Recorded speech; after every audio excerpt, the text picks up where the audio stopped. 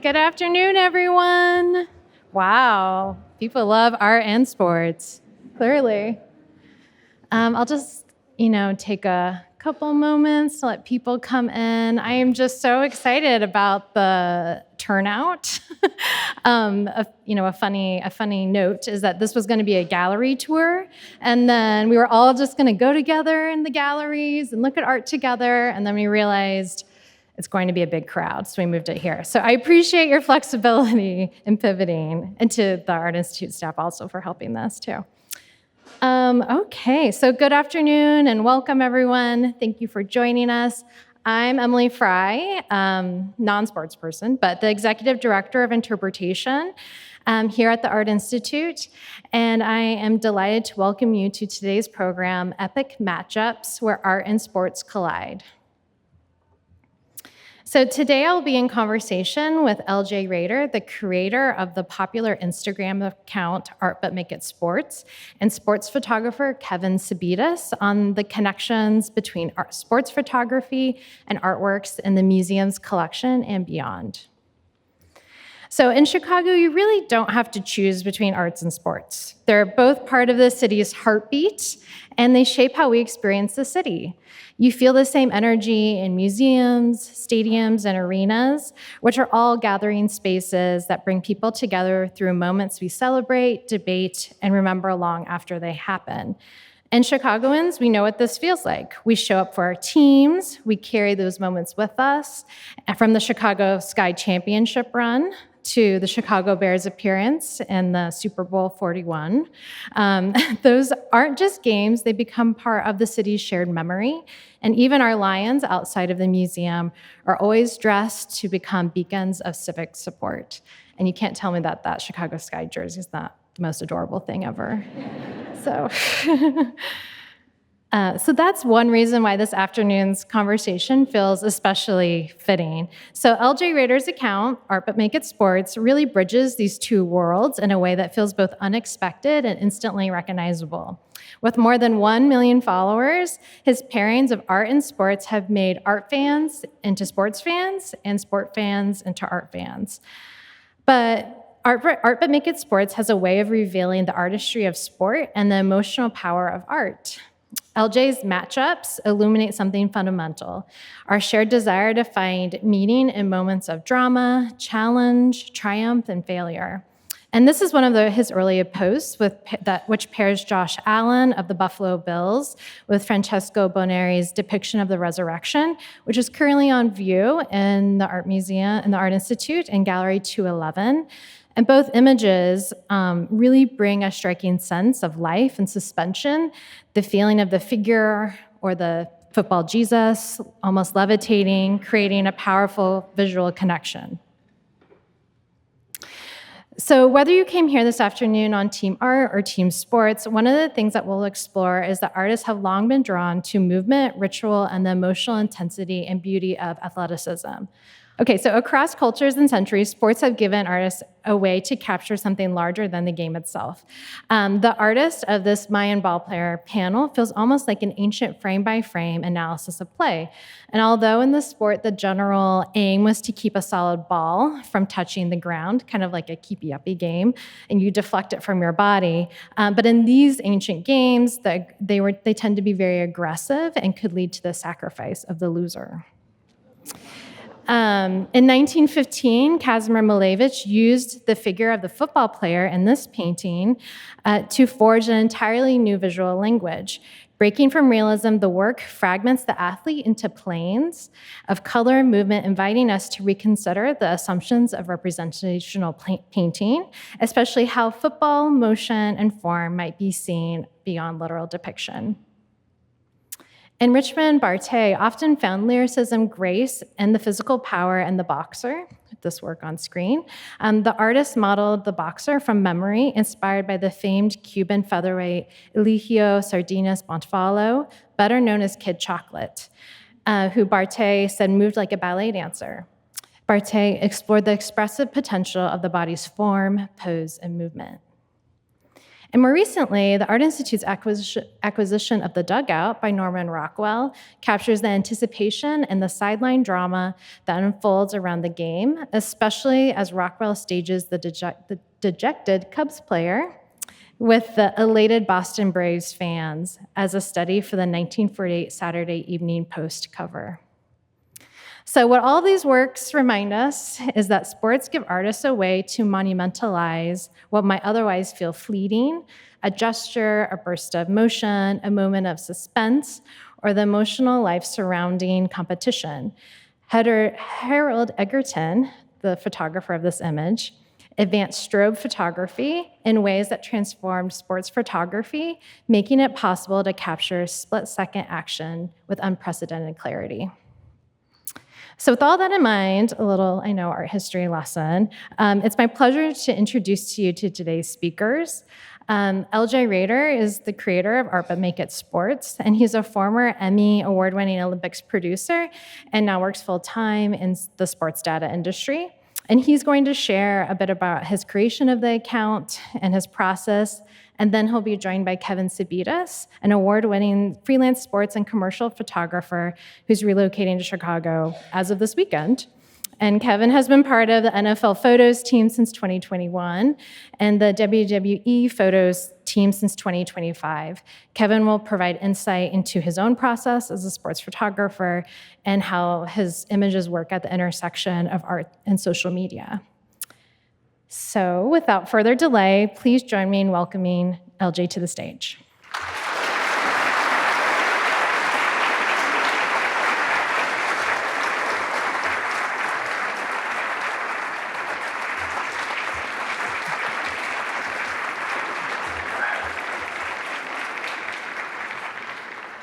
All right, thank you, Emily. I'm very much used to being behind the scenes, and so this is a very special treat. If I throw up, it's not my fault. There are a lot of you here, which is incredible. As Emily mentioned, this was supposed to be a gallery tour, a walk and talk, and I think a lot of folks reached out to the point where we opened up the floodgates, and now we're all here. So I come from, I guess, the corporate world, so made a little bit of an agenda of the topics that I'm going to talk about. At the end of the day, though, I think I'm just going to be up here improvising. So used a Kandinsky named I got to talk closer to this, called improvisation. So could go a little off the rails, but we're all here together. So, all right. Why are we here? If I can click this, cool. Or how did we get here? Yeah. Again, I'm very much used to sort of being on my couch, on my phone, making memes, as opposed to the public speaking. But this is awesome. The Art Institute is a pillar, and long been a dream to come here, see the art, and then obviously talk to you all. Emily, longtime follower of the account, reached out. She heard I was going to be in town and said, let's set something up. So again, we started as a gallery tour, but thanks to you all, have kind of expanded this into something bigger. All right, cool. Some of you might know nothing about the account. So for those of you that got dragged here, sorry. But I'll go a little bit into the process of how I come up with the pairings a little bit later. But at its most basic, I take pictures of art and I put them next to pictures of sports. It tends to be that I use moments that are viral. So I'll be on my phone and I'll start to see, 100 people tag me in the notifications saying, at Art But Sports, what do you think? What do you think? Make this into an image. And I think these are two examples that are at the Art Institute, and ones that were a lot of fun to start to think through and come up with. On the left, you see Trevor Lawrence, compared to a portrait of Picasso. And I think this is a great example because it sort of represents the types of images that, it's kind of a nothing moment from a game, but it ended up going viral because of the sports photography behind that. So when we go on the panel, and I up there with Emily and Kevin in a little bit, we'll talk about sort of how sports photography, elevates at least my experience, and I think the experience of others, and can take what is kind of a mundane moment in a given game, and turn it into something really special. And to be honest, those are the ones that I like celebrating the most with the account. On the right-hand side, unfortunately, I'm a Tottenham fan, but this is the Arsenal women's team winning Champions League. But again, another fun sort of pairing. I think one of the things that I try to weave into the account is a little bit of humor. I think you can do the visuals, but at the end of the day, it's got to make people laugh. It's got to make them feel something. And so building in those additional layers. I also use both these examples because we've got American football, global football, men's sports, women's sports. To me, it's all sort of the same. I enjoy, I was at the Liberty when they won Game 3 of the finals. I kind of enjoy all sports, just anything that I can watch, anything that has some gravity against it. And I've gotten a lot of feedback from people who follow the account that they really appreciate that I cover the full spectrum. It doesn't really matter, who the athlete is, what the sport is, what the moment is. It's all just kind of celebrated within the account. Okay, a little bit about myself. Who am I? So I was actually born in Tokyo. I lived there until I was 3. Neither of my parents know anything about art. They don't care about art. My dad worked for IBM, and that's why we were over there.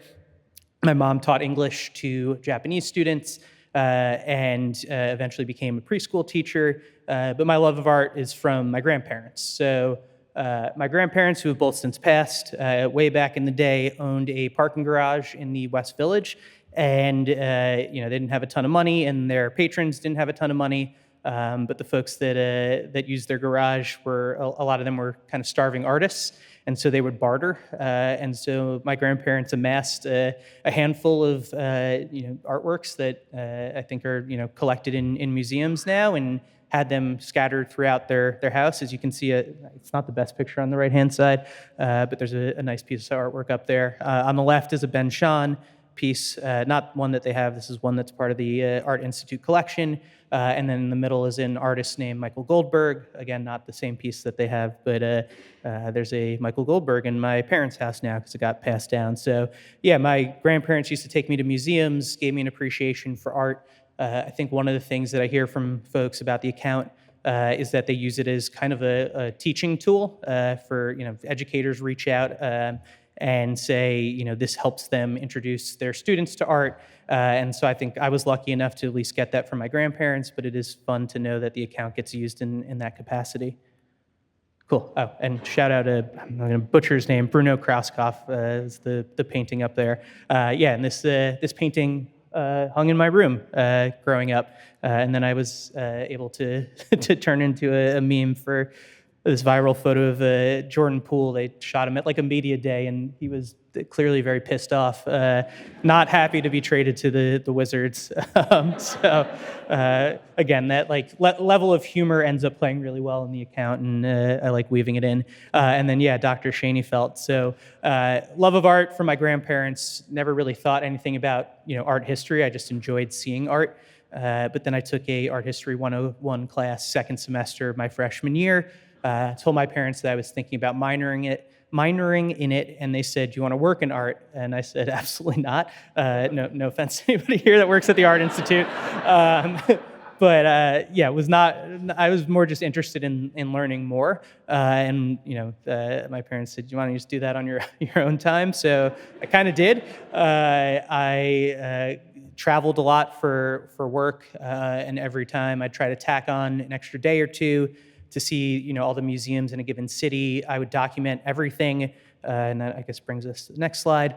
No, it'll be the slide, a few slides from now. Anyways, I would document everything from every city, and I would, I see things because I work in sports. I see things through a sports lens, and I would just start captioning artwork that I would, photograph at museums and post them to my personal Instagram account, and would have friends, as you can see here on the left-hand side, reach out and say, you should turn this into, its own thing. I was pretty resistant, but peer pressure got the best of me. And at the end of 2019, decided to, make a little spinoff. For the first year or so, it was just me kind of posting into the abyss. It was like my mom, her friends, my friends, and that was it. And then Sarah Spain, who's sitting in the crowd, gave the account. Clap it up for Sarah. For those that don't know, Sarah is an incredible media talent and big supporter of the account. Shouted it out, and I got like 1,000 followers from that. And then those people told other people, and then it's kind of ballooned. But I think if I press play, will this play? Yeah. Okay, this was from my personal Instagram account that you can see. It'll play through. I'm a Knicks fan, so there's a lot of Knicks stuff. So. I'll give it a second to go through. I don't know if you can read. Vince Carter was like 42 years old at that point in time. The Knicks were really bad too. All right.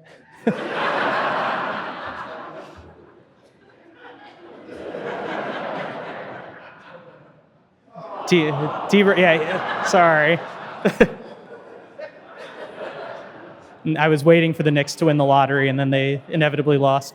So I started the account by captioning artwork, as you can see here, and eventually, I guess I'll get to the eventual part. I don't really know what I talk about on this slide, but I just like to I like this picture, this painting, and wanted to use it. Yeah, part of why I decided to make it its own thing, in addition to the peer pressure, was I was just kind of getting sick of seeing the same old content that was on social media, people stealing other people's work and things like, engagement bait. And it just felt like something new and something fresh. And, I still continue to run the account because I get a kick out of it and I enjoy it. And I enjoy the part that it is just kind of my little corner of, the internet that I get to contribute to, and being able to, morph that into something that I can do on the day-to-day is a lot of fun.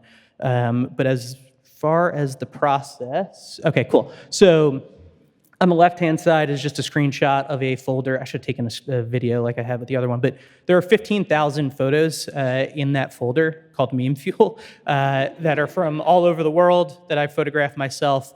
And so the process ends up, I guess there's sort of 4 layers in terms of what I do. So first off, I eventually moved from, you can see here, instead of captioning the artwork, I realized that why don't I just put the painting next to the sports image, and that's when kind of the light bulb went off and the account started to take off. And it's also turned into, which I'll go on the next slide, of kind of a celebration of sports photography, because that's a huge component of what makes things work. But the process ends up being a handful of components. So the first is the image sourcing. So sometimes I'll get tagged in a screenshot, and I don't know if I want to use that screenshot, if I want to wait until there's a photo that drops from one of the photographers or the wire services. So that's actually a huge component of figuring out, what ends up making it to the account. I've become good enough and, have befriended enough with the photographers that I can get my hands on the truly really special angles, and, those images end up being brighter and more interesting. So sometimes I'll wait. Sometimes if it's a moment that's truly super viral and it's a screenshot, I'll just roll with the screenshot. When I look at the image, there are sort of 3 things that I determine. One is, I just might know it instantaneously, and that's from memorizing what's in Meme Fuel. So, I have kind of a photographic memory, do a lot of pattern recognition, and have spent countless hours scrolling through that folder and really trying to know what's in there. And so sometimes it's just immediate, but that's honestly not the most fun way. The other 2 ways, one is you look at, and you can kind of see here with this, you look at that sports image and, it reminds you of something that is art, right? It reminds you of the lamentation. And so it's, seeing that sports image and then looking through paintings of the lamentation and figuring out which one, oh wait, I'm not talking about the right image. That was the one earlier. This one's what? St. Michael slaying the dragon? St. George. Yeah. And there's tons of versions of that that you can find, and trying to find the one that matches up directly. And then the most fun is when I see a sports image and then it reminds me of a certain artist's style, because that then tests my knowledge of art history that I've kind of taught myself. Alma Thomas for certain abstract artworks, Joan Mitchell for being able to do hockey scrums and colors, and I've tried to bank a Rolodex of artists and what their sort of defining features are. And then when I compare a sports image to something that I only was able to come up with for the artist's style, that ends up being the most gratifying and the most exciting. All right, and celebration of photography. So yeah, again, it morphed from captioning to putting the photos next to each other. These are both from Kevin, who is going to speak in a little bit on the panel. But yeah, you can see it becomes a little bit more interesting and a little bit more of just a kind of treat to be able to feature incredible sports photography. When I post, I always make sure that I can credit the photographer, because to me they are just as much an artist as the Van Goghs of the world and anybody else that might be featured on the account. What they do is it's special. There's a ton of prep work that goes into it, and then oftentimes you'll see online that photos just spread and people aren't really crediting where they came from. And certain photographers have their unique styles, and I think it's really important to celebrate. So I'm excited to talk about that aspect. And then, all right, what's next? Cool. So I wrote a book, so that was a lot of fun. I think the account will always just be kind of a hobby to me. I feel like if I make it my full-time job, it would feel like work, and I think that might take some of the fun and the joy away from it. But I did quit my full-time job 2 weeks ago. Thank you.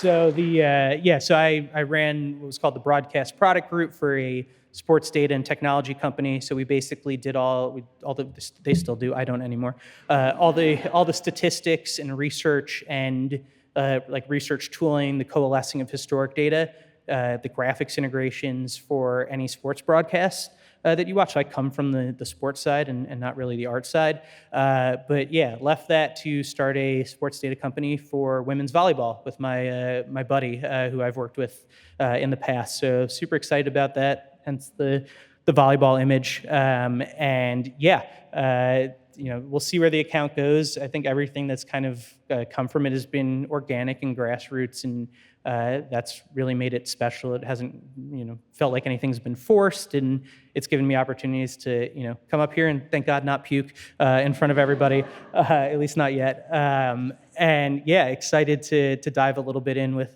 Kevin and Emily on some of their questions, and then I think we'll have an audience Q&A. So, cool.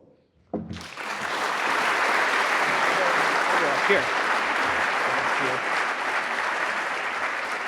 There you go.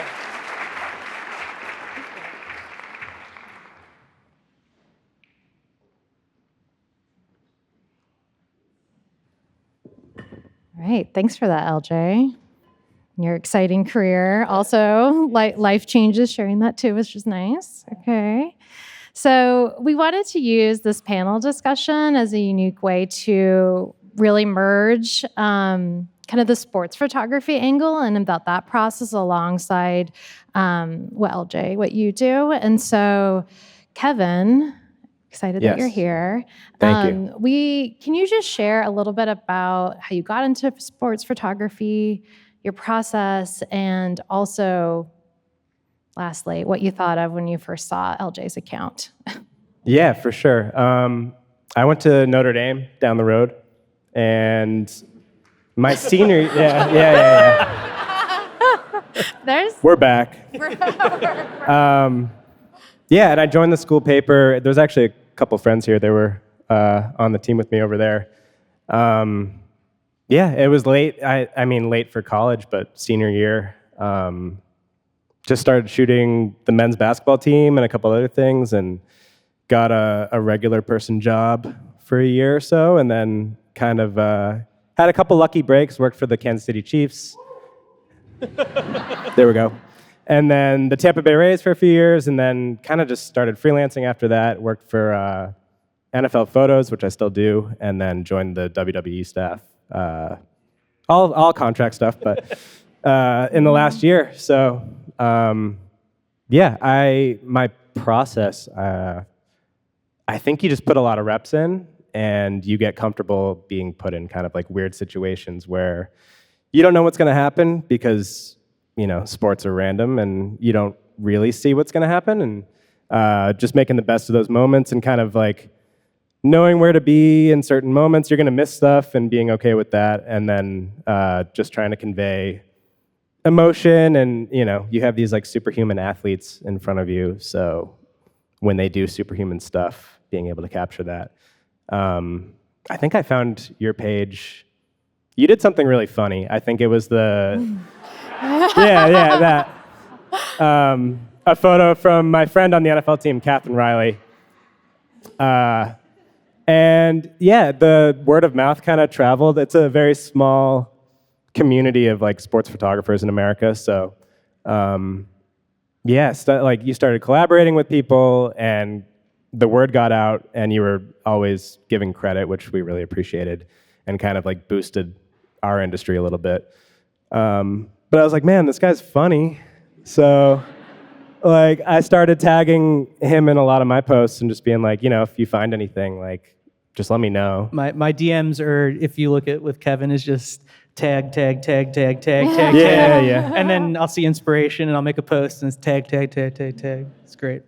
Or the NFL tags you Yeah, directly. so this one was fun because I think anybody that's an NFL fan was tuned into this game. It was the playoffs, and the NFL tagged me, and I was out to dinner for my mother-in-law's birthday, and I never ever have my phone down, and this was the one, and I knew that something was going to happen. I didn't know something quite this viral was going to happen, but thank God her birthday was wrapping, and I looked at my phone, and it was only like a few minutes after, and came up with this pairing, which I guess it's got the humor baked into it. Honestly, it wasn't even my favorite, but I guess it became because of how big when it dropped.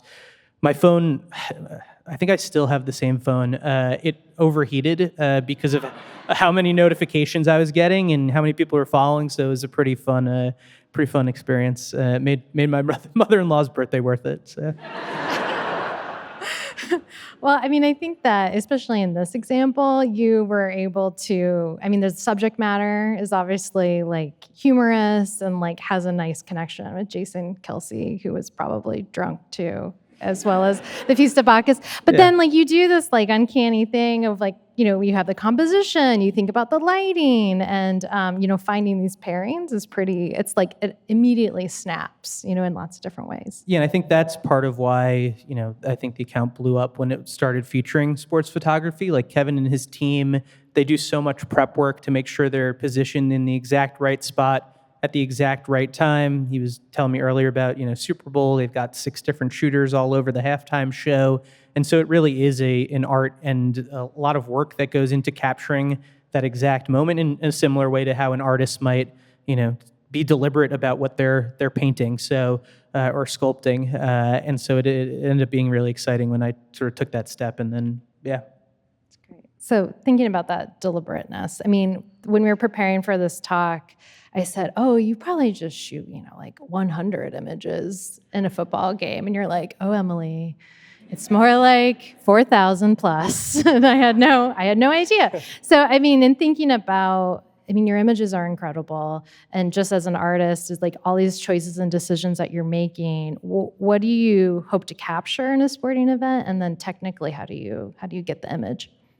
I think it kind of boils down to, I want the images to be pretty to start, like clean backgrounds, good facial expressions, like composed well, like all the basic stuff that I don't really think about anymore, but like the deliberate things that go into a game, like I think finding like a quiet moment pregame where, or maybe not so quiet, if you look at former Bear, Roquan Smith, just our access is so good, so we kind of have the entire field to play with, and finding those moments that kind of tell the story of the game, I think are really important. So you have these pregame moments where there's the national anthem. There might be team huddles that we're most of the time allowed in, and warm-ups.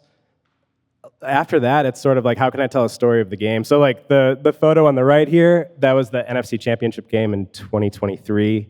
Every Niners quarterback got hurt that game. And I found a fan in the stands that kept updating his jersey. And he went through like a whole roll of tape, and he was asking people for tape. And then the next guy got hurt, so I went back, I tried to find him, and he was taping on, I think it was Josh Johnson or something. He was like the 5th string quarterback. But to me, like, that told the story of that, pretty much that whole season for that team. Because who knows, they might have won the Super Bowl if they didn't have those issues. After that, I think you have like peak action, which would be, any kind of incredible split-second moment where somebody's doing something interesting, diving through the air, catching a pass, or whatever that might be. And then some of the emotional side of everything. That photo on the right is from the Super Bowl 2 years ago. It was Trey Smith for the Chiefs.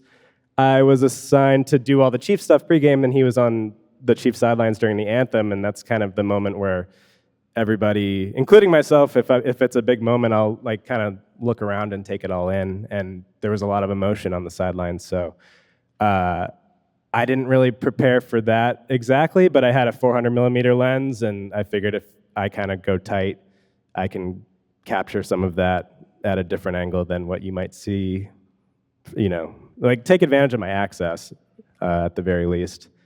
I'm always looking for good light. So some stadiums, Soldier Field's got great light, but Miami, you have these pockets of light and people kind of dive through them. So preparing for that, I might set a second exposure button on my cameras where my settings are different on this second button. It's like a secret that I don't tell anybody, but Now you know. it helps a lot. If someone runs through that light, I can switch my focus button, and then all the settings are changed for that. So there's a little bit of preparation for that. And then something different, like that's not a very different photo there, but Younghoe Koo hit a game-winning field goal. I knew he was going to go kick the field goal, and all the people on the sidelines I saw with their long lenses trying to get the moment of him actually kicking the ball, and I just put my lens down and figured if he makes it, I'll just run out there and beat everybody else to the spot. So I ended up like in the huddle, but like I think the Falcons person got a different angle of that, but it was different than everything else that I saw. So I try to aim for stuff like that to just set myself apart. And same thing here, I was at the COVID Super Bowl, which was weird because there was like cardboard cutouts everywhere of all the people. So I went up, it was a rout, I think the Bucks were up by like 1 million points. And I was working for the Chiefs at the time, unfortunately. Because I think I would have had a ring and that would have been really cool. That would have been cool. But yeah, I kind of figured I'd go up. I rented like a tilt shift lens, which scientifically I don't really know what it does, but essentially it breaks the camera down and sort of it'll like hinge the camera and create some distortion effects where you will make the players kind of look like miniatures. So little things like that I just want to set myself apart. And sometimes it works and sometimes it doesn't, but. So it's just not going with your iPhone to a football game. No, but that sounds a lot easier. More gear. Great. All right. So thank you for that context. So yeah, I mean, I would love to hear, LJ, obviously you all have been working kind of collaboratively together over DMs. Is there a favorite pairing that you've created with Kevin, and what has stood out to you about, mashing up those two things together? Yeah, so I think one of the nice things about Kevin's work is he tends to shoot the big events, right? The primetime games, the playoffs. And so those games have a lot of gravity towards them, and ends up getting the best shots. So I think the one you see on screen is my favorite. This is actually in the book that everybody should go buy. But I think in the moment, because of how excited I was, I just used the screenshot of this, and then came back later and was like, "Oh, somebody got an incredible photo of it," and figured it was nice to elevate that for the book if I couldn't on social. And yeah, seeing seeing this, I think it reminded me of St. Peter. There was a basketball player, Terrence Shannon Jr. On Illinois, who last year, 2 years ago, had his number retired, and they pulled up the banner, and it was upside down. And so I used a different version of St. Peter, the martyrdom of St. Peter, for that. But yeah, it's and you see this, at least I see this painting in a museum, and I'm like, I cannot wait for the moment when I can use this when somebody's inevitably going to be flipped. And so yeah, the getting to use that and feature Kevin in the book was a lot of fun. The fun part about that photo, which is why sports photography is great, is I think he was tackled on the 1 yard line, so it wasn't even a touchdown, and then they fumbled on the next play. So no one really needs to know that because it's a still image, but if you look up the stats, that's the backstory. Well, and the way you describe pairing it, you have a photographic memory. Or can you talk a little bit about, like, you said, oh, when I see this painting, I can't wait to pair it with an image. So can you talk a little bit more about that? Yeah, so as people were filing in and I was getting more and more nauseous, I walked through the museum because I haven't had a chance to fully capture the collection. But my process tends to be I will go room to room to room to room and just start photographing all the things that I think could find its way into the account. And then I dump them into that folder, and then I spend a lot of time afterwards just sort of studying it like a freak. It's there's something about just like seeing new art and like being able to mentally bank it that excites me. I can't explain it, but yeah, I think I don't have like a true, like I can't see a page in a book and memorize all the words, but I can see an image and memorize the composition. So yeah, when I was walking the museum, it's like boom, boom, boom, boom, boom, and then banking it. And when something like this comes up, it kind of makes it feel like it's worth the time and energy that I put into it. Yeah, so we have an art institute, Pablo Picasso's old guitarist, compared with a Bears player. Yeah, Yes. so for this one, I don't think I've ever even posted this. Before this talk, Kevin put together a folder of his images, and I guess it became a little bit hard for me because I'm used to referencing art that I've photographed. And I've never photographed this, but it reminded me of the same sort of both position and also just kind of the emotion in the image. I don't know if this would quite hit the editorial bar of something that I would post to the account, unless it was maybe like a viral moment. But at least for this setting and obviously being in the Art Institute, it definitely fits, and sort of the essence of Picasso's Blue Period is pretty well captured there. Is there a style of art that you think particularly works well for your matchups? Yeah, so I'm a junkie for anything that I can get my hands on. I think the ones that excite people the most are when I can take a sports image and then compare it to something that doesn't have human figures in it, so more abstract art. Especially ones that play on sort of the color aspect of maybe it's the jerseys that a particular team is wearing. So yeah, I tend to be drawn more towards abstract art. Russian suprematism works really well and is a lot of fun to play with. But I really don't discriminate in terms of what kind of art I try to consume and what I try to feature in the account. Sometimes I'll make sort of deliberate decisions on what I'm using. So for the book, for example, I only had the luxury of using public domain art. So, there's not a ton of female artists that are featured in public domain art, artists of, color, minorities. So really trying to highlight, the full spectrum of folks that create art. And so having the runway and time to put the book together, I was able to do that. And then, yeah, you got to be careful about what you're comparing certain people to, and I avoid injuries because you don't want to be, making fun of somebody's injury and then posting it and then people getting mad. So being thoughtful through it, and again, kind of just trying to pull from whatever is interesting. I also think, sorry, I'm rambling here, but there's a broad group of people that follow the account that all enjoy different styles of art. So now that I have a large audience, all you, it's nice to kind of hit every portion, because I know at least somebody out there is going to appreciate the type of art that I'm using. Okay, so you talked about a lot of your matchups have gone viral. So what have you found that really resonates with audiences? Or is there a connection that you're looking for when you are sourcing images? Yeah, so I thought I knew what worked and what didn't work, and I guess I'm constantly evolving. At the end of the day, though, the only reason why I keep the account going is because it's fun for me, because it tests me. I get a lot of people saying, you use AI, you use a program. It's really just me, but also I just my brain can't process that if I were to be using AI, what would even be the point to doing it, because I only do it because it's fun. And so I kind of just do my thing and then throw it out there and see what works. The account on the day-to-day, I tend to feature those viral moments. The book was a great opportunity to go back into the archives.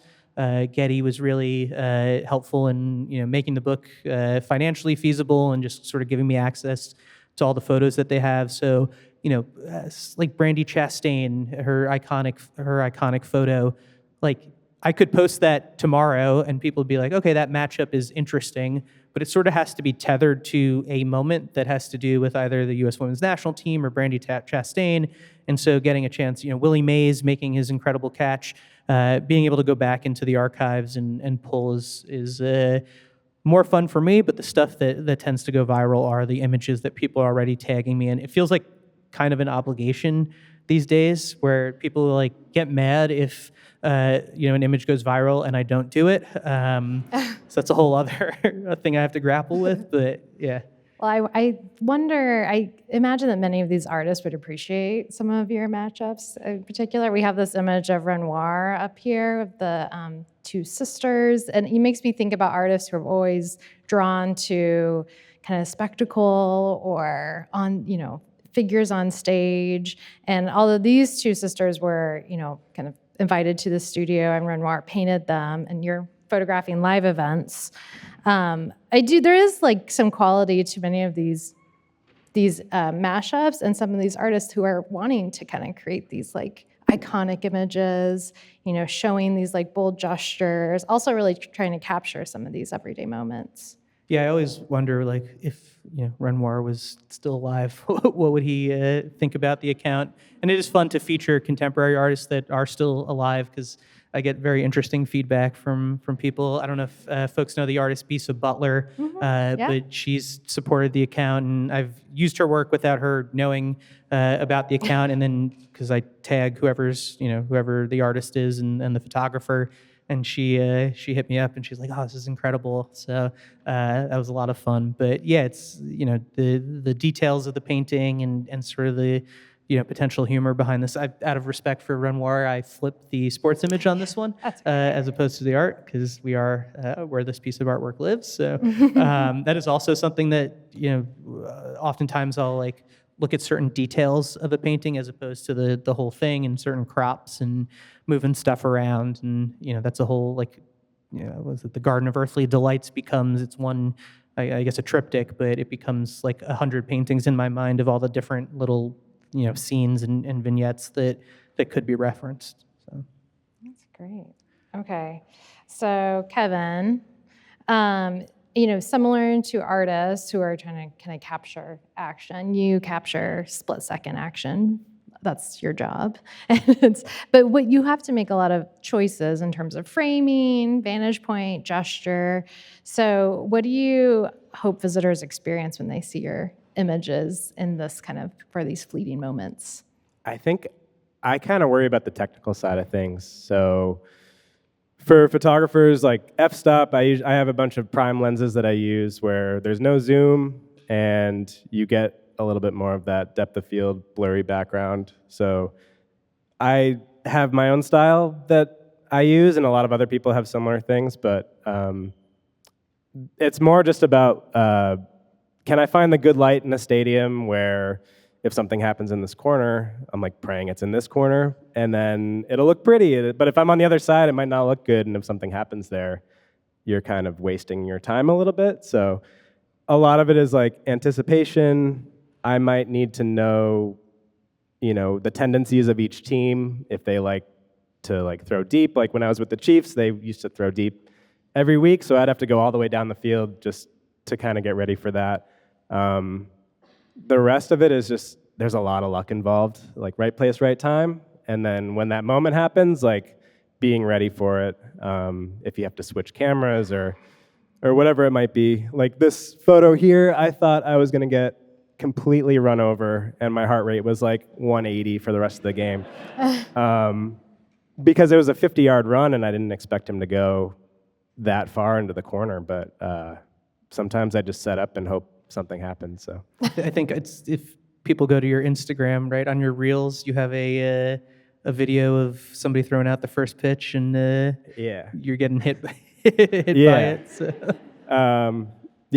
We've had some close calls, but I'm still here. So That's great. I know this is you don't always film or shoot in sunny weather. Sometimes it's snowy or inclement weather. Yeah, this game was like super viral. I mean, I don't think it was a quality football match because I know it featured the Browns, so I can't imagine it was any good. Sorry if anybody here's a Browns fan.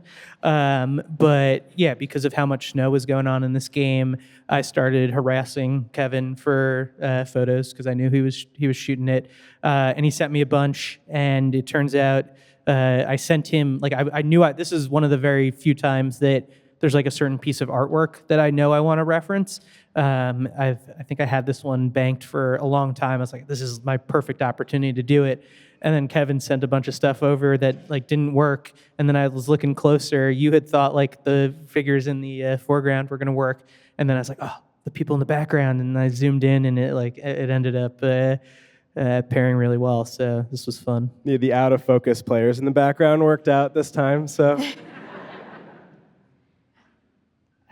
I agree. I think it looks very nice. I did not see this game, but I don't think you missed much. It started sunny. I had to go buy a jacket when I got off the plane. It was like 60.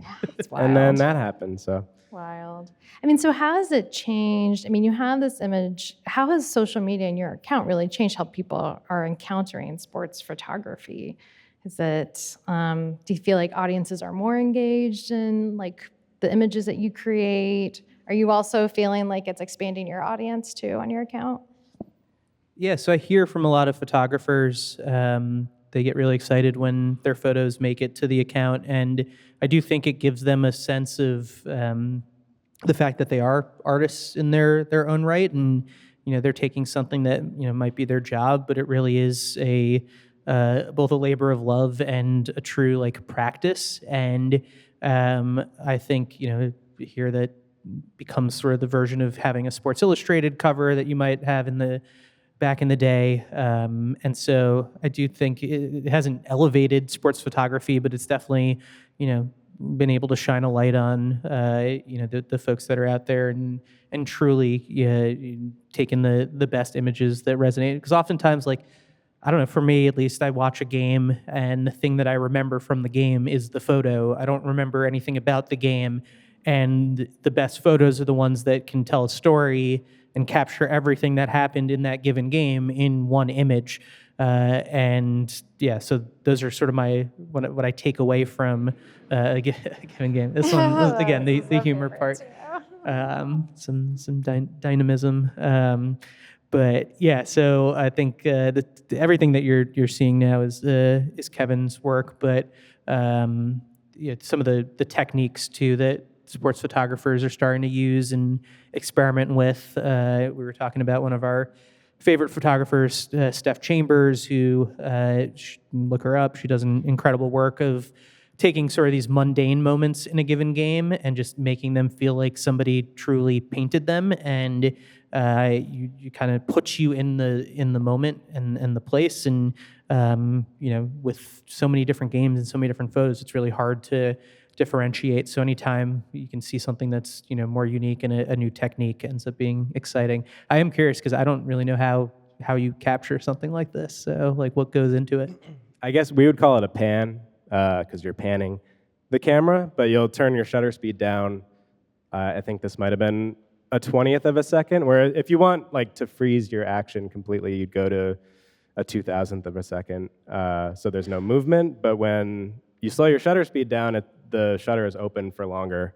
So sometimes if someone's running in a straight line, I have that second button that I told you guys about that's secret. I'll set those to my like pan settings, and then in the middle of the play, if someone's running, I'll just flip my thumb over and then try to match the speed of my lens with the subject so the pixels line up, and then anything else that's in motion. So in this case, it would be the background, but just blur out. So I do it way too much. And most of it is unsuccessful, but every once in a while you get a couple good ones, and it helps differentiate your work.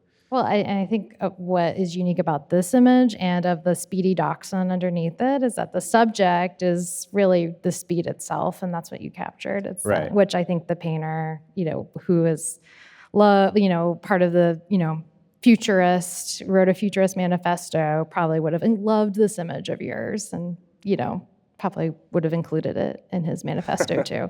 But the little dachshund, it's like it's brilliant. It's great. I'm sure you guys have seen, there's a famous Olympics photo of Usain Bolt smiling and looking back. It's the same technique there for what I do all the time, and try to get lucky every once in a while. So That's great. All right. Okay. So what's been one of your favorite collaborations, Kevin, with LJ that you've seen, where maybe you've seen your image that you've taken in a different light?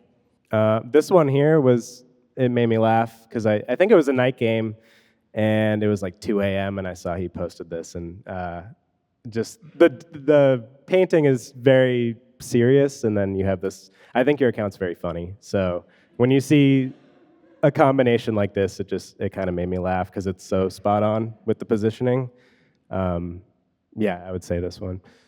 Yeah, I love tavern scenes and sort of Dutch Golden Age art that has little brawls and kind of peasants that are flipping over each other. And this one's I don't even know if this one is. I don't think Dutch, but no, it's French, Yeah. and it's 19th century, looking back at Dutch 17th century style, which is interesting. It's like Three Musketeers. And yeah, you can see like it works really well from a visual standpoint. And yeah, shout out to the Falcons. You see they come up a bunch. I did schedule release with them the last 2 years, so they've definitely become a team favorite to put on the account. And yeah, this was a viral image that I felt like I had to do, and then I kind of took a second to think about it. I was like, I know what this piece is because I had that banked. So, I mean, I think that when I look at this image, it's when you see when you watch a football game, you kind of, I don't know, understanding each individual, they all end up being like they're all on a team, and I feel like your images really bring out different characters, and then when you pair it with these tavern scenes, you think of a narrative in your mind, like there's this action, or what's the brawl, or the conversation that's happening on the field. I don't know if they talk, but maybe they do. No, I mean, it is. Yeah, it's drama, just like a painting. Yeah, I think it goes back to the idea that like some of these paintings have their own paintings within a painting, and anytime that sometimes it's fun when that isn't the case, when it's a scrum in front of a hockey net and it's a Joan Mitchell and it's just kind of chaos and color, but it seems to work. But then other times when you have certain individuals, and this one I think because it's just such an athletic movement from Drake London and something that went viral because you don't always get a player that's going to take that risk of putting the ball out and risking fumbling, and you can then hone in on a certain individual in a piece of artwork. So that's so great. Okay, so have you, Kevin, ever captured a moment that seemed small but then really took on a monumental status? The Super Bowl halftime show would be a silly answer, but when I captured this, I don't think I knew it was gonna kind of go everywhere because I was told to go in the end zone and just stay there until you see him, and the set pieces were so big that day, the Bad Bunny halftime show this year, that I didn't see him performing until the last like minute of the show because he was behind all these big set pieces like towns and shops. But I was told something would happen in the corner, so I went over there and just hung out there with, I think John Hamm was next to me dancing the whole time. Sick, man. And he was very cool. Coolest job ever. He had a Bad Bunny custom t-shirt on. What? And I was like, well, I don't see anything. So I was waiting. And then they popped out and they had this, the message at the end, which I think was, culturally extremely relevant. And I was the only one over there because I don't think everyone else was kind of chasing around the middle. So I didn't expect this to like blow up, but it did. And I don't know. I think the message is very positive, and it's cool to be a part of that. Yeah, and Kevin showed me this image this morning, and I just came up with the Goya, which I don't know if it's like quite good enough to have posted to the account, but it is fun to people throw stuff at me in the moment, and then I can just kind of riff on it. But yeah, insane photo, and obviously that moment. Also I'm going to remember it from the photos, so it's a cool way to transcend. And he found that in, 1 second? Yeah. So if anyone I thinks know. it's AI, like, I saw Definitely it. not AI. Yeah. Come up to me after. We experienced it. Yeah. So this is, I know. So, I mean, this is to how both the account and your images really kind of elevate these figures to an iconic status. And like, how do you feel photography has shaped kind of elevating these athletes into being kind of bigger than themselves? Well, I think I made the Jets look good for once. But, they're doing incredible stuff on the field. I think this was the catch of the year a couple of years ago. And I was kind of kicking myself, not that it's my fault, because I don't know what's going to happen, but the background's kind of messy. You got guys standing there watching, and like the ref cut me off on the right, so this is like the only crop that would kind of work. But I think when you paired this, it kind of elevated everything a little bit. And it was I think you zoomed in pretty good to this artwork, right? Yeah, this artwork is much bigger. I think obviously it like looks like the Jumpman logo. And so I think and this kind of comes back to the point that I made when I was up there of, with something like every single account is like, oh, the Jumpman logo. So you see the same thing, and then people taking that from somebody. And they're like, all right, I can't post. I don't want to post this. I want to post art. And yeah, Bill Traylor, one of my favorites, kind of this outsider, self-taught artist from Alabama, born into slavery, and just kind of an incredible story. And he does a really good job of like his works are very I don't want to quite say simple, but they just depict sort of everyday life. But then there are certain things that figures in his art do that are just kind of unique, make you laugh, and it was fun to take like just I think he painted on like cardboard, and so to take something that was like painted on cardboard, to me, it was cool to pair it with just this incredible athletic move, because it was just like a little bit of a further juxtaposition of the two. Incredible.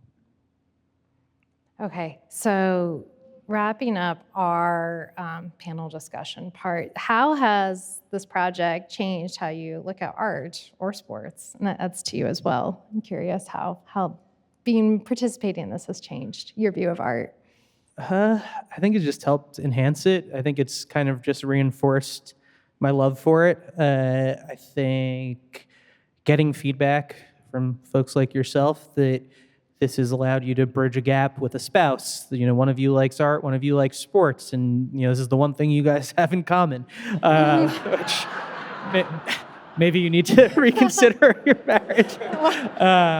But no, and like I referenced before, the educational aspect of it, it really does mean a lot. I had a teacher send me, they did a whole bracket presentation during March Madness of my posts, and had their students talk about each, and then they voted on them.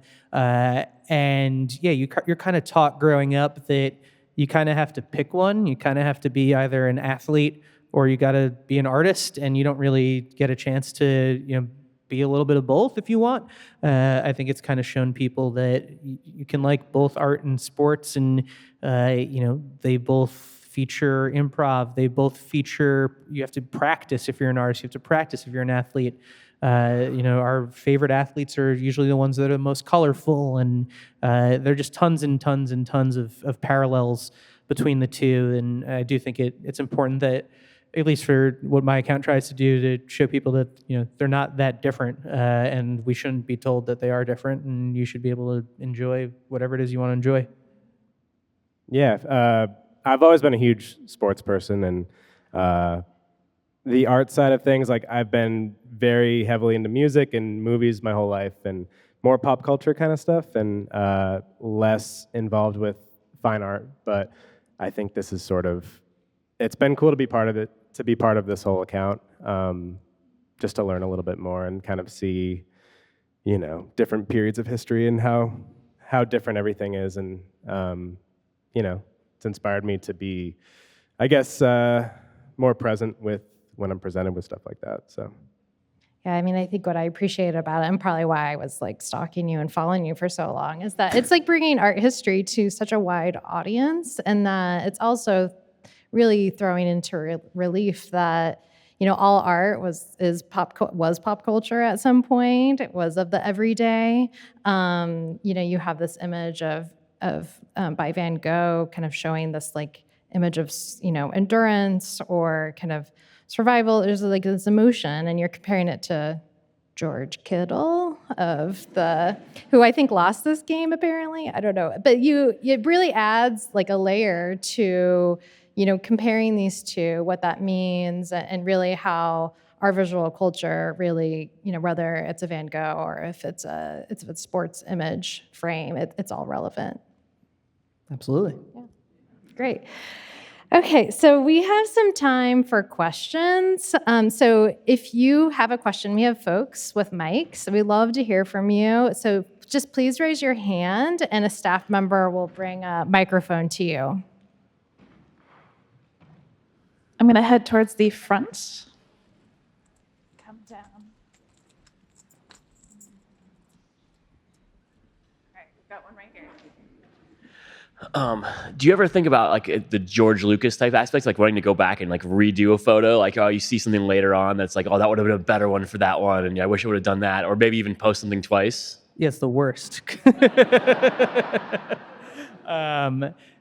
I think one of the fun parts of the account is because I'm going and sourcing from museum collections all over the world. I do tend to see a lot of art that most people maybe have never seen. Like, they're not famous, quote unquote famous paintings, and yeah, sometimes I see one of these in a random room in a random museum.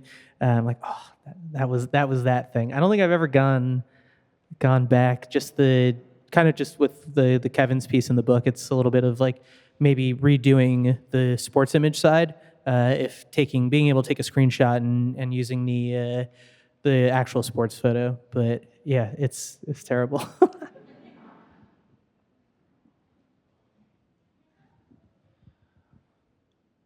Is there any like moments or photos that have truly stumped you, and also for Kevin, like any moment where you're like, dang it, didn't get the shot I wanted? Well, yeah. All the time.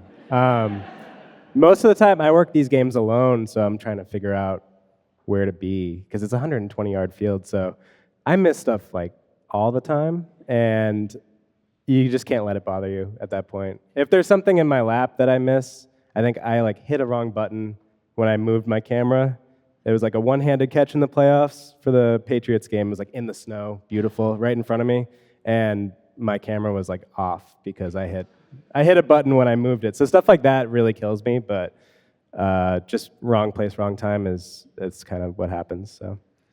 Yeah, and then from my end, I think this goes into like the image sourcing side, where oftentimes if something is important enough, if it reaches the level that enough people care, it tends to be that there might be other angles to that image. So yeah, sometimes I'll see something. It's like I can't work with this angle, but if the photo drops or they do a replay and I can grab that other frame. But yeah, there are a handful that was the Patriots catch Keyshawn Butte. Yeah. Yeah. I almost yeah. left the game. I was so mad. You're open up some wounds here Yeah. on stage. The first two questions, but yeah, I don't even think I did that one. Maybe out of respect for you. Thank Maybe you. I knew. Yeah. You're a good friend. So, cool. We have a question up here. This is for LJ. Have you done many pairings with Leroy Neiman? I don't think so, but now it sounds like I need to. Sorry. I've the sports artist, right? Yeah, it took me a second to realize. I feel like that'd be cheating. No, I haven't. I think I saw some of his work at one of the art fairs in New York last year. So there's some stuff sitting in my folder, but I've never used him before. I use Ernie Barnes. Ernie Barnes, for those that don't know, oftentimes features hoops in his artwork. And I used him for like a Wemby and Chet because his figures tend to be elongated, just like Wemby and Chet. So, but yeah, I haven't used him before. There's one up here, right down. Yeah, this is for Kevin. I was wondering your thoughts on like the trend of former retired professional athletes entering sports photography. I think it's like Ken Griffey Jr., Randy Johnson. I'm sure there's others. I was wondering if that, I don't know, bothers you at all, if you embrace it. No, it doesn't. I think it bothers some people. But no, I mean, people are just trying to have fun. If you're retired and you have a bunch of money and you want to do that, like, that's fine. But if anything, I think it kind of like brings, more eyes to what we do. So there's a positive to it. Some people are, crotchety about it and they're like, they're not us or whatever. But like, I don't have any issue with it. And I think guys like Ken Griffey and who is it? Randy Johnson. They've been doing it for a while. It's kind of their thing. But there's other people they'll jump in and like, I don't know. I don't really give it too much thought. Got a question in the middle to your right here. This is for both of you. Obviously, a lot of football and basketball, real kinetic sports. Are there sports that are more of a challenge and you kind of feel like, oh, I'm really glad I got something out of that? Soccer's hard, just because, I don't know, I enjoy watching soccer, but it's rare that you get something that's like very unique and it's hard to riff off of.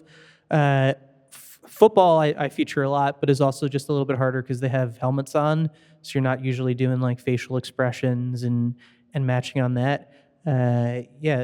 Tennis is hard too. I enjoy doing hockey.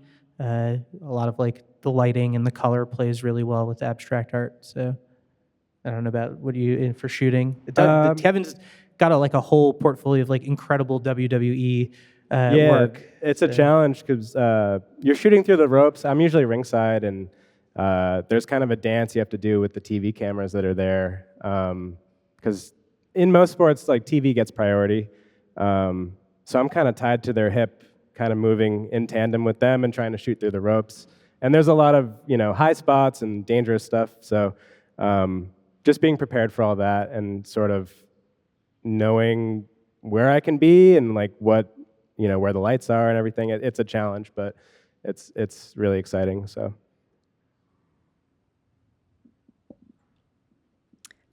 Down here, over on the left. Question for either of you, or both, I guess. Any particular angle that you guys enjoy? I know I'm referencing specifically the Russell Westbrook from above when he's yelling after getting an and one. Yeah, I missed the first part of the question. Any angle that you prefer? Oh, yeah. So I think I did that was a Kandinsky. Joe Murphy is the photographer that shot that one. I don't really, any angle, but anything that is just different. And I think the best photographers, kind of mix things up. And those are the things that I like to riff off of. Yeah, I think anything different.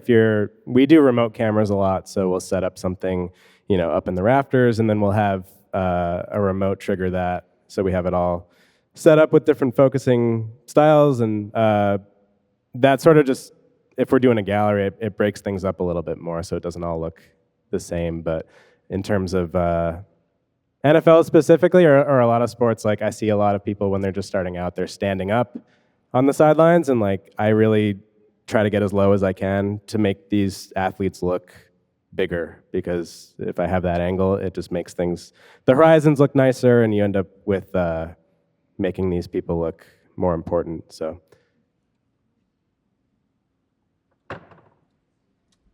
Got a question in the center.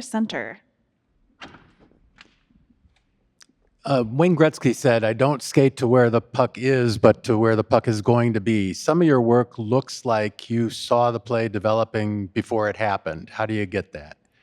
I think knowing the sport kind of goes a long way, but like I said, I can't prepare for like a strip sack for the defense or anything like that. So there is a lot of luck involved, and then there's sort of just knowing tendencies for each team. And then when something does happen, I think the hardest part about sports photography is being able to change. I have 3 cameras on me, so I have a 400 on a monopod, like a big lens, and then 2 cameras on a harness that I wear. So knowing if it's a deep pass, like when am I going to switch to my other camera, and am I going to pick the right one? Like that's probably the biggest challenge that I still struggle with now. But if you can figure that out, I think you're going to get a greater success rate for just dealing with like changes in how far people are. Center front or center middle, I guess. Hi, this is for LJ. Have you noticed with the explosion of women's sports and women's pro sports in the last 4 or 5 years since you created the account, do you see more women's sports come across your feed, or are you more often tagged in women's sports photography? Yeah, not enough. So anybody out there, if you're a women's sports fan, feed me images, please. I think one of the most exciting things that has come from the account is I'll post women's sports on the regular, and I don't think I've ever gotten a comment being, "Why are you posting women's sports?" I think it's really shown that women's sports, men's sports, they're kind of the same. I mean, they obviously have their nuances and their differences, but I think people respect the account enough, and it helps elevate both men's and women's sports together. I don't get nearly enough PWHL comes across in tags, so I want to see more of that. I think women's hoops has definitely elevated a lot, which is exciting, especially with like the investments that teams are making in social staff. So now they have more photographers and more people that are shooting these games. So yeah, the more the merrier. I'm going to Minnesota tomorrow to go to the Aurora game, soccer team out there. So hopefully some cool photos come from that. But yeah. We've got a question top right. Quick one for Kevin. What lenses do you typically have on those 2 hip cameras, and Canon or Nikon? I use Canon. I have a 50 millimeter lens, 1.2, and a 135 on my right side, 1.8. And then the 400, and then I have a wide, like 15 to 35, and some other stuff. But like for a game day for football, it's usually 50, 135, 400. Focal lengths so the 400 is the big lens that you'll super tight, and then the other 2 I have are just fixed at those distances, so they look a little bit better, but I don't have a lot of variability to zoom or anything, so it's riskier, but I think it pays off most of the time. I guess before the next question, shout out to everybody still here. Yeah. Thank you. 2 p.m. on a Friday to be here. First off, incredible. Also, like 3:15 is my nap time each day. So I know. I've learned that you take naps every day. I'm a big nap guy. I have a 16-month-old son. Him and I are on similar schedules. Yeah. So thank you for everybody. But I think there are more questions. Yeah. Do we have time for a few more questions? Oh, yeah. Okay. We're here. Did you have a question? You can ask me a question. For LJ, we're just blowing through nap time, aren't we, right now? Sorry. This is about better that. than nap time. But I'm just curious if you see like different reactions across social media between Instagram, Twitter. Is the audience kind of different? I don't know if you do Facebook, but that as well. I stay away from Facebook. I got the cheer in the back. So the feature on Instagram where you can tag an account for collaboration, right? So you I'll tag a team, and then they become a collaborator, and then it goes to all their followers. So whenever that happens, people flood the comments being like, "What is this?" Because they don't follow my account, and there are a lot of bots, and there's just a lot of chaos that goes through. But luckily, for the most part, the people that follow my account, they follow it and they know what it is. Twitter, I honestly don't even. Twitter becomes tough. I don't even look at it much anymore in the comments because I think it's changed a little bit and become better. But for a while, it's just super body and spammy.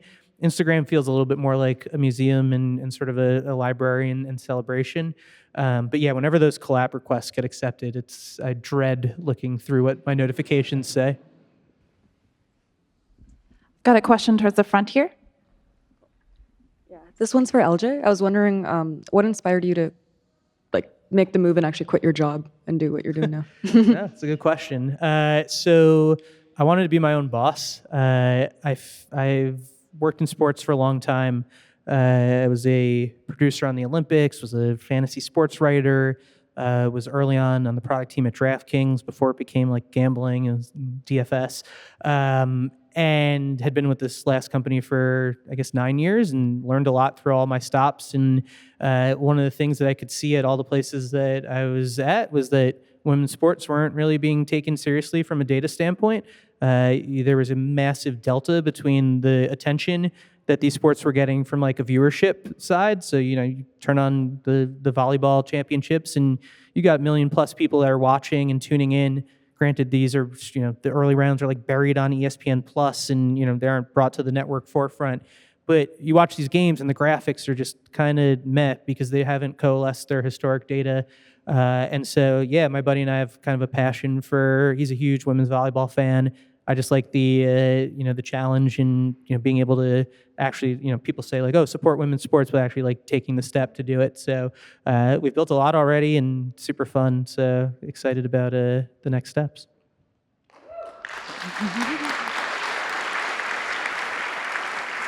We have a question, top center.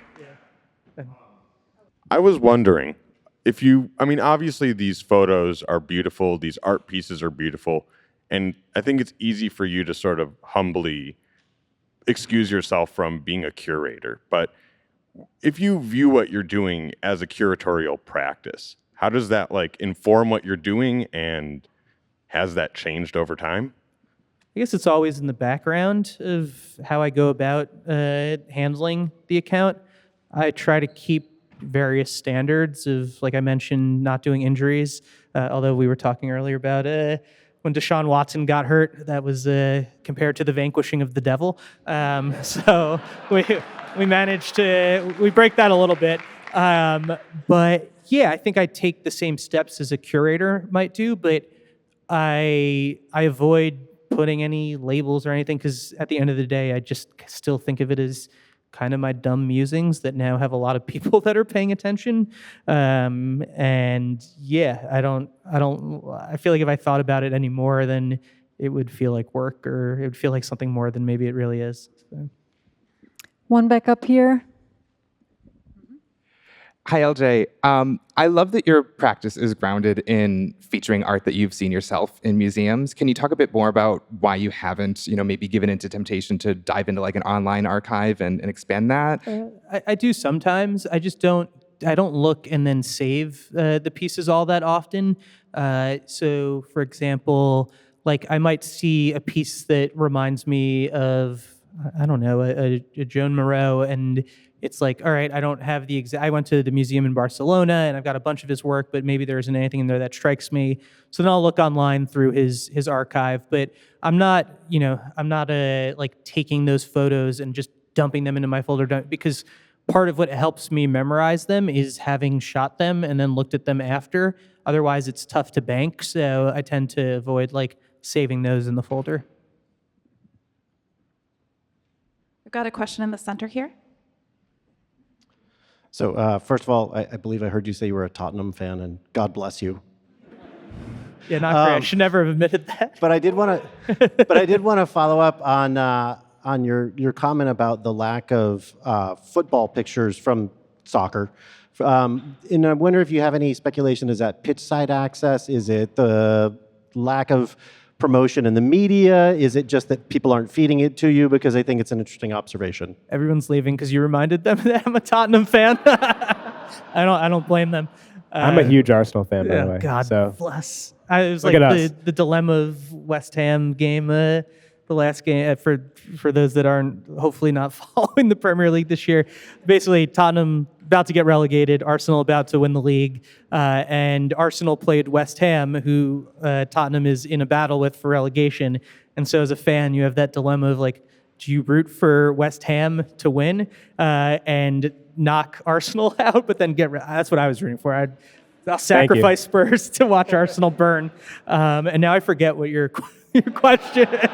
See, I come from the sports side, so I get heated. But Pit access, you might know better than I don't really know about shooting soccer all that well. I just don't really get a ton of like super compelling soccer photos that come my way. But I've had a handful of games like U.S. national team, but it's a difficult sport to shoot because in football, if I go too tight, the ball's up here, so I'll be waist up. But like you have to have the whole body pretty much in every soccer shot, so it's different than what I do. I think there's people that probably think it's easy, but yeah, I don't know. It's a challenge. So I did there's one in the book for the U.S. women's national team. That's an incredible shot of I forgot which player, maybe Kelly O'Hara, I think that's her name. She got like cleated in the side, and all the players are pointing at it. But I guess that's like because that wasn't a moment in the action. I assume the photographer could do a better job of having the runway to frame it up and capture it. But I don't really know about capturing like live action. And no, Tottenham's not good enough to feature. So. We have time for one more question. It's up here. LJ, I just saw that you did a collaboration with the Woo Sox for Art But Make It Sports Night. So I was wondering if you could design a jersey based on a piece of art, who would you design a jersey for and what piece of art? It's a great question. Maybe like an artist that I really like that maybe isn't like, I think I mentioned Alice Baber before. I love her work. I feel like it would play well for like an alternate jersey. She has like kind of colored orbs that tend to sometimes make X's and sometimes float around, and feel like it'd be subtle and still fun. Or I guess you could go, I don't know, like a Van Gogh Starry Night that just seems so, I don't want to call it generic, but it is what everybody knows, so it could be a good one.